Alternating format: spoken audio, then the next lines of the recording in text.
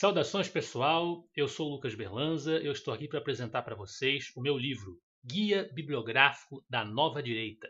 39 livros para compreender o fenômeno brasileiro. Você provavelmente já ouviu falar nessa palavra direita aparecendo como um jargão nas discussões políticas, mas talvez não compreenda muito bem o que significa ou acredite que se trata de algum tipo de palavrão, de uma quimera de vilões que querem assaltar o Brasil, retirar os seus direitos, implantar a tirania ou qualquer coisa desse gênero que os adversários, as chamadas esquerdas, gostam de pintar. Do que se trata de fato essa direita?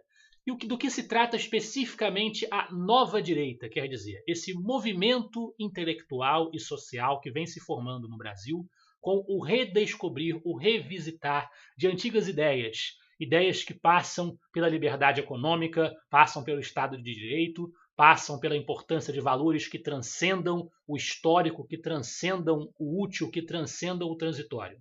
O que são essas ideias? Quem são os autores que municiam essas ideias? Quais são os livros que esse movimento está lendo, que esses jovens que se dizem a nova direita, que são tratados pela imprensa como a nova direita, estão lendo?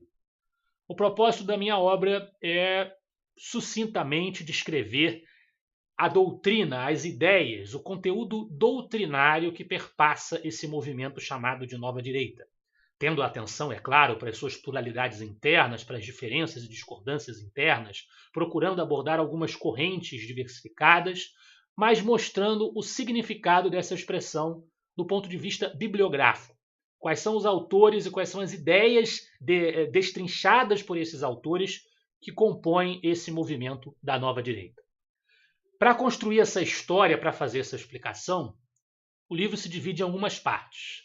A primeira delas, origem e fundamentos das ideias. Nessa primeira parte, eu visito autores como Edmund Burke, Bastiat, Hayek, Mises, alguns brasileiros que contam ideias na sua perspectiva histórica, o liberalismo na sua perspectiva histórica, como, por exemplo, José Guilherme Melchior, o Biratan Borges de Macedo, o embaixador Meira Pena, e também o português João Pereira Coutinho, com a sua síntese do pensamento conservador britânico. É uma tentativa de destrinchar as ideias fundamentais, as ideias matriciais, de fazer com que o leitor entenda o que é o pensamento liberal clássico e o que é o pensamento conservador, na acepção política do termo, que são as duas grandes árvores, e essa é a primeira tese que eu sustento no meu livro, as duas grandes árvores que municiam esse movimento social, esse movimento de ideias. A segunda parte, como entender o Brasil, vem trazer um diálogo com personalidades da história brasileira, que tiveram algum contato com essas ideias e que tem algo a nos deixar de inspiração nas reflexões dessa nova direita contemporânea. E também algumas críticas às questões relacionadas à nossa política, à nossa organização social e cultural, que são questionadas por essa nova direita, entre elas em destaque o chamado patrimonialismo, na análise de Bruno Garchagen e do professor Vélez Rodrigues. E aqui, entre essas figuras e personalidades, a gente tem Carlos Lacerda, José Bonifácio, Joaquim Nabuco e, inclusive, um grande ensaio sobre A Lanterna na Popa, uma obra de Roberto Campos. Na terceira parte, grandes ícones da política internacional, eu procuro abordar duas lideranças, sobretudo do conservadorismo britânico, que são Margaret Thatcher e Winston Churchill. Os dois foram ocupantes do cargo de primeiro-ministro na Inglaterra, no Reino Unido, e esposaram valores muito similares a esse casamento de ideias liberais e conservadoras que a nova direita propicia, que a nova direita abraça.